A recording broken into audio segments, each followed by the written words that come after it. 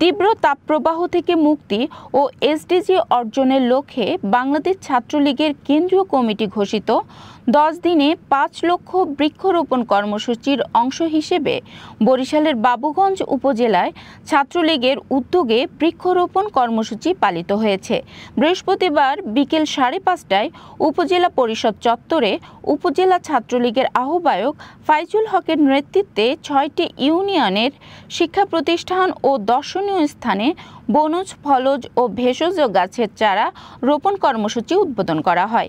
নেতৃত্বস্থানীয়দের মধ্যে কর্মসূচিতে উল্লেখযোগ্য ভূমিকায় ছিলেন উপজেলা ছাত্রলীগের যুগ্ম আহ্বায়ক প্রসেনজিৎ দাস অপু, সৈয়দ জহিরুল ইসলাম মুরাদ, আবির মৃধা। এ সময় উপস্থিত ছিলেন ছাত্রলীগ নেতা জাকারিয়া আহমেদ রাফি, আহনাফ খান মবিন, মাসুম বিল্লাহ, মোহাম্মদ উজ্জ্বল, মিরাজ, তুহিন, রামিম, রেদওয়ান, ফয়েজ, মেহেদি মমিন সহ আরও অনেকে। বৃক্ষরোপণ প্রসঙ্গে ছাত্রলীগ নেতারা বলেন, বাংলাদেশ ছাত্রলীগ কেন্দ্রীয় নির্দেশনায় এ বৃক্ষরোপণ কর্মসূচি চলমান রয়েছে।